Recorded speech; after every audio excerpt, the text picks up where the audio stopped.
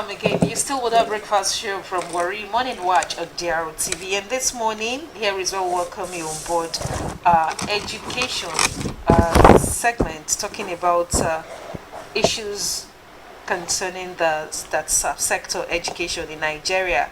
This morning, we would be looking at cultism. For quite a while now, Nigeria has been bedeviled with issues of insecurity in our nation. One of these, many times when corporates, are apprehended, you get to find that the members of one cult or the other. But most importantly and most worrisome is that of the basic institution of learning, talking about the primary and secondary schools. Where and how has the cultism issue, or to what extent has it eaten into that fabric? When we talk primary and secondary education, these are very young people. It's the very foundation stone of our existence as a nation. So, in taming this menace in secondary and primary school, what should school owners, in fact stakeholders generally, do towards rooting out this ugly menace? To talk on this morning, we have someone who should know. He's an educationist. He is Dr. Agbejule Peter. Dr. Agbejule Peter, Ph.D., is a retired principal at Bokodo Secondary School, Warri. Doctor, good morning. And welcome. Good morning, ma. All right, so when we talk about the menace of cultism in primary and secondary school, let's start off by looking at what constitutes cultism. Well, cultism is a ritual practice by a group of people whose membership, admission policies, initiation formalities, as well as the mode of operation, that is modus operandi, are done in secret and are kept in secret, with the activities having negative effects on both those who are in it, who are members, and those who are not the members. That is cultism. And actually it originated in 1952 at the University of Ibadan. It was formed by Professor Wole Soyinka and 6 others. No, let's look at the Prof. Let's take it easy. Cultism was funded by Professor Soyinka and 6 others, or we're talking about a particular sector. You just talked about people who come together and do things in secret. Yes, it's secret, okay. Mm-hmm. And when we talk about what Professor Soyinka started way back, does it cover? Is it a holistic umbrella coverage for all cultism? No. It's not a holistic umbrella covering all the cult in the society. It started from somewhere. It was a springboard that gave birth to others. There are many now. We have the New Black movement, we have Buccaneers, we have various other and so on. So many other. Whatever Prof. Soyinka started in Ibadan gave birth to all what we're seeing today. Yes.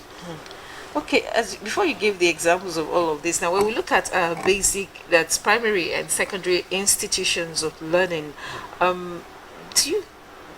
what and how do you think this got there? Because you talked about University of Ibadan way back. These are more or less adults. Most of them are adults at that age.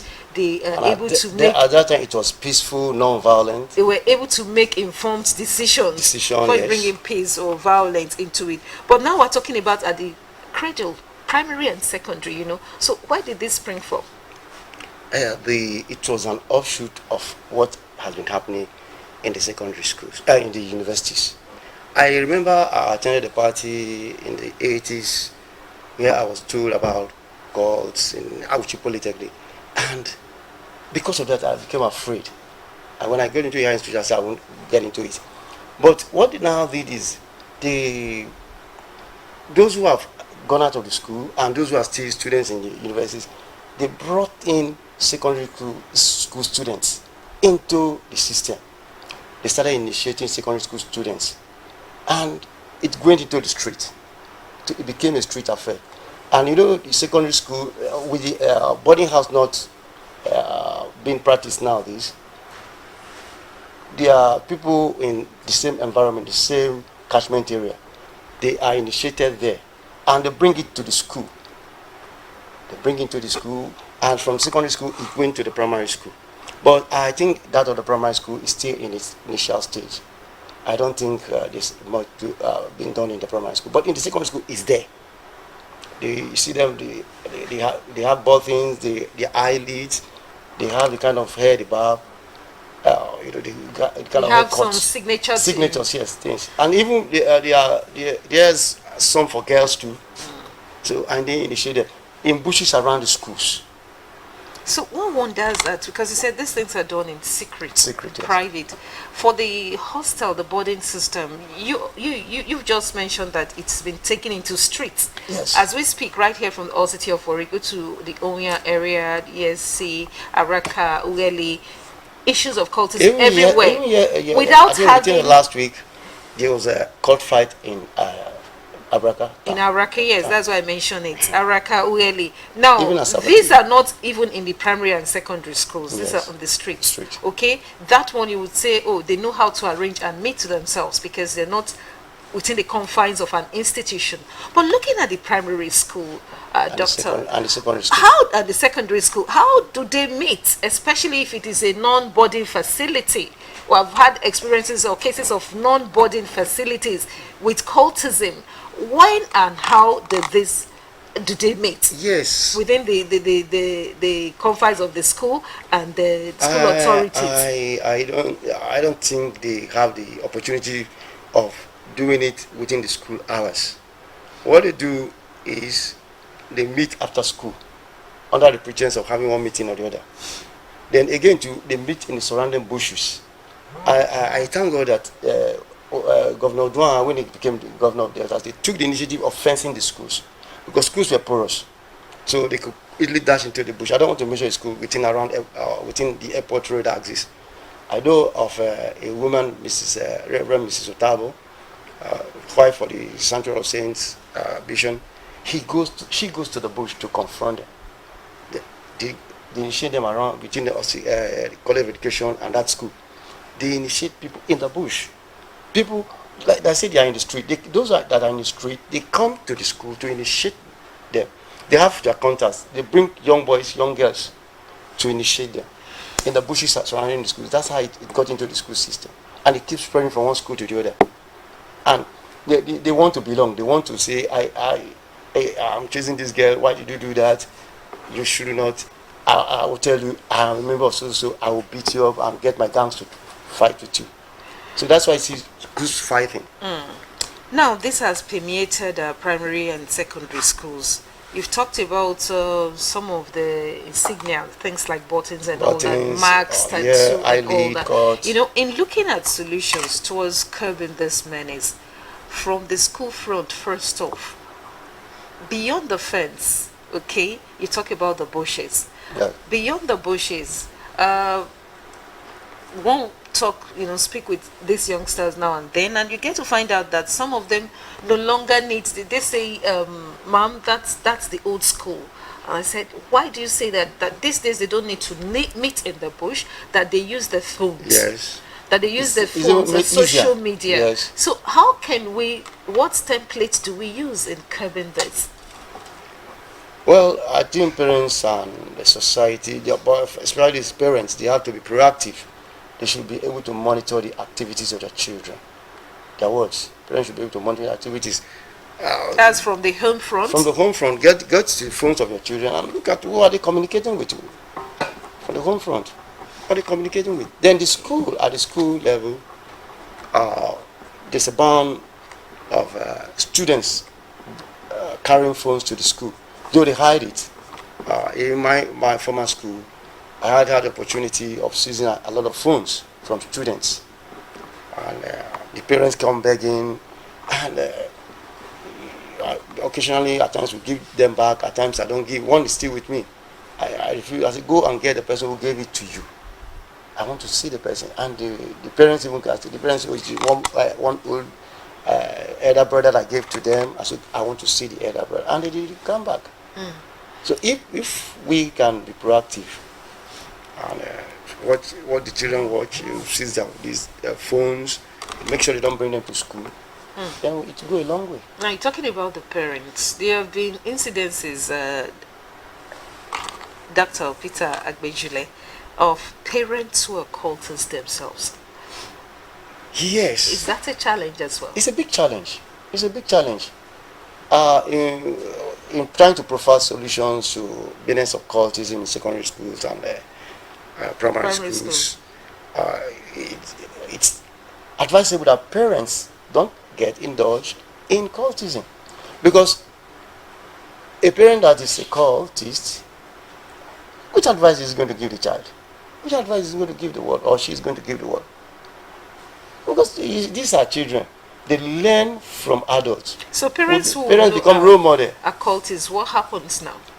But of course, there are some parents who are cultists, but they don't want their children to get into it. Whenever the child makes a movement, they say, I've been there and I know this. No, don't do that. I've been in it and it didn't pay me, because it has metamorphosed into violence in the street. You see students, at the time they finish our final exam, they kill them. It's wrong. It's a big problem in society. So no parent, the parent that has senses should not be, even if you are a cultist, you will not allow your child to do that, because your child's life can be caught in the prime. If you're just joining us, the program is still Morning Watch on DRTV, and we are taking an X-ray of curbing cultism in primary and secondary schools in Nigeria. It's cultism is no longer new. It's one menace that has permeated our basic institutions of learning. Our guest here has said that parents need to up their games when it comes to monitoring of your children. Who's your child's friend? Who do they associate with? Who, in his words, he said, who do they communicate with? Why should your child of age bracket from, perhaps doctor will tell us that, at what age should we give our children phones? Because he says the internet and social media is one fertile ground for breeding these young ones in cultism. Initiations are done online these days, and so phones shouldn't be with the children. And for schools, the fences are no longer enough. He says the bushes around the fences also are harboring a lot of illegalities in the primary schools. Okay, Prof, let's look at the issue of internet and phone. It's one thing, you know, what is now known popularly as the anti-social media bill. Okay. Is meant, amongst other things, to regulate what happens there. We're told just this week that the Nigerian government indeed is monitoring WhatsApp and stuff like that. That's an allegation subject to confirmation. But then, at what point should our children even begin to have phones? The parents who have said, because of insecurity in the nation, the children must have phones for you to communicate with them at all times. And now you've said this is a challenge where cultism is concerned. So what do we do about the phones with the children? Before I go into that, you talked about regulation of the media. I believe there's enough regulation by the media houses on their own. They have editors, they have... talking about the new media, the social media. So social media. Well, I don't think there's a way they can really regulate it, because some of these packages are not within Nigeria, and some are outside this country. So how do you regulate it? It boils down to parents again. At what age should your child begin to handle the phone? The child in the secondary school should not handle the phone. In the secondary school, although you need to be at alert to make sure you're always watching where your phone is, or you hold it, or warn them, put a strict law in the house that you don't touch, you don't do that, but you still have to monitor. But because what is going to do with it? Assignments. The assignments can be done without. We did our assignment without internet. There was no internet at that time. Of course there was no internet, but we did our assignments. There are tests. What are the authors who wrote all these books? What are they going to benefit from? These books, are they obsolete? Yeah, the ideas are still in the books. Some of them are in the internet, but they are still in the books, and there's recommended books. We can get enough. But okay, if you want, if you must source the internet, then tell your parents, or let your parents take you to the cyber cafe. Get this information. How many information are you going to get from the internet? Yeah, is it just, and even teachers too. The teachers too should educate themselves. This is a time of developments, global development. So teaching should not be obsolete. I tell my teachers too, when I was still the principal, oh, you go and discover things for yourself. It's not the way you were teaching one subject or one topic about 2-3 years ago. In fact, even if what you taught yesterday, you should not teach it the same way tomorrow. There should be improvement. Doctor, don't you think that calls now for I'm saying, the need for the use of this phone? Because to making the citizen, the average younger student or learner, to be globally competitive out there, it's the age of the internet, and so you want to sort different views, and it's easy they said the world is just a tap away. Yes. So when you restrict these phones, you have said parents should monitor, yes, or better still go to the cyber cafe. Yes. Just to ensure that they do not get the phones. Yes. So for you, the child should not get the phone until until the university. Until the university. Yes, until university. Okay. Well, except a child is going to use the phone for what he or she says he wants to use it for. There are students like that, but you can never tell. So if the phones must be with them, they must be an adult to monitor. Of course. To ensure what they are sorting.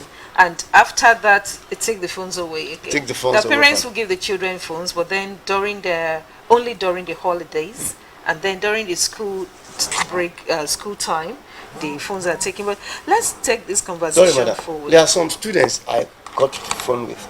They say, "Oh, my mother said he wants to be talking to me. He wants to be doing that. He wants to monitor me, and that." And it's a lie. All right, let's look at the society. Are there some societal soft landing for this cultism?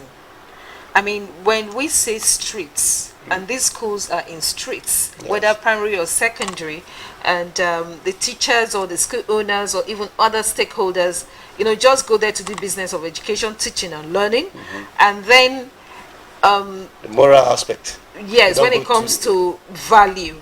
Orientation, values, the decadence we have today, some have identified it as a challenge as well. What type of upbringing can you give your child today that will withstand the pressure, the societal pressure of belonging to a cult or not? Right in the society, there's this peer group influence among the children, students, for example. They tend to take more of what their peer group tells them. So it is for we parents, or for parents generally, to sit their children, educate them, tell them the do's and don'ts of the society, tell them the evil that are associated with some sites in the media. Tell them it is not good to be initiated into cultism. That cultism is an evil that can even eat the person who is in it, and it will even affect the wider society. Doctor, are you sure that these cultists have not been told all of this by their parents? Have they not heard all of this in their faith-based institutions? That's what in the education that's what we call reinforcement. You keep telling them, because what you tell somebody today, if the person does not take it today, tomorrow he will take it. Their experience can even teach him. Oh, this is what my parents told me. No, I won't do this again. Oh, if I'm free, I will never do it again. You keep telling them, because there's a student. If you know about last year, some student went to Agbejule area, around the area, to hit another. The members of the cult, to hit another cult. I have called this student before. I have seized about 2 or 3 nights from him, and I talked to him. I thought he would take it. He didn't take it, and he died in it. You can use such example to tell your children that look, this person lost his life as a result of cultism. Okay, we don't have much time now as we go on to conclude this conversation. What's your advice to school owners as far as schools? Because sometimes the children spend more time in school. Yes. Home, yeah. Well, school owners should organize a lot of seminars, workshops, and they should the counselor to India. Most schools don't have counselors, but they should have counselors, guidance counselors okay. that should be able to educate the children. Okay. So it's a kind of re-educating them Continuously. on and on and on, so that the thing will eat into them, and they'll be able to one day they will have sense that this thing is bad. Thank you very much. That's all we'll hold it for now. Dr. Agbejule Peter, a PhD, retired principal at Agbejule Secondary School, Warri, has been talking about curbing the menace of cultism in primary and secondary schools. He said they need to beef up securities around the schools, the bushes around the schools. The teachers need to go for retraining. They need to upgrade just so they can impact the knowledge as it affects the trend today. And they said that he said also that the teachers need to be more proactive. Parents need to up their game to watch out for peer group influence. We need guidance and counseling, functional guidance and counseling units in our schools as well, amongst so many other things he has said. Many thanks for being here today. Thank you very much. That's a package for now. We go straight on to bring you AM Sports segment of Morning Watch on GRO TV. Sports segment is next. Stay tuned.